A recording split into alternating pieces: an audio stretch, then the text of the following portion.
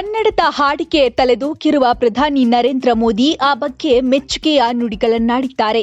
ಗಾಯಕಿ ಶ್ರೀವಶ್ರೀ ಸ್ಕಂದ ಪ್ರಸಾದ್ ಅವರು ಯೂಟ್ಯೂಬ್ನಲ್ಲಿ ಹಾಡಿರುವ ಪೂಜಿಸಲೆಂದೇ ಹೂಗಳ ತಂದೆ ಹಾಡಿನ ಲಿಂಕ್ ಅನ್ನು ಸಾಮಾಜಿಕ ಮಾಧ್ಯಮ ಎಕ್ಸ್ನಲ್ಲಿ ಪೋಸ್ಟ್ ಮಾಡಿರುವ ಪ್ರಧಾನಿ ನರೇಂದ್ರ ಮೋದಿ, ಇಂತಹ ಪ್ರಯತ್ನಗಳು ನಮ್ಮ ಶ್ರೀಮಂತ ಸಾಂಸ್ಕೃತಿಕ ಪರಂಪರೆಯನ್ನ ಸಂರಕ್ಷಿಸಿ ಮುಂದೆ ಕೊಂಡೊಯ್ಯುತ್ತೆ ಎಂದು ಅಭಿಪ್ರಾಯಪಟ್ಟಿದ್ದಾರೆ.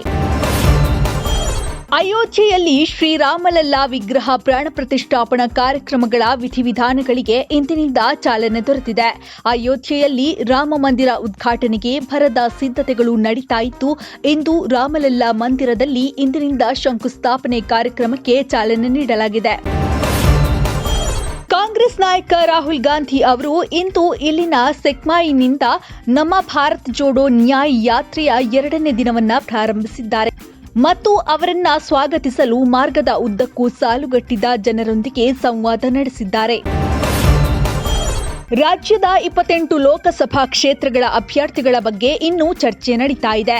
ಶಿವಮೊಗ್ಗಕ್ಕೆ ಮಾತ್ರ ಗೀತಾ ಶಿವರಾಜ್ಕುಮಾರ್ ಅವರನ್ನ ಕಣಕ್ಕಿಳಿಸುವುದಾಗಿ ಕೆಪಿಸಿಸಿ ಅಧ್ಯಕ್ಷರು ತಿಳಿಸಿದ್ದಾರೆ ಎಂದು ಸಹಕಾರ ಸಚಿವ ಕೆಎನ್ ರಾಜಣ್ಣ ತಿಳಿಸಿದ್ದಾರೆ.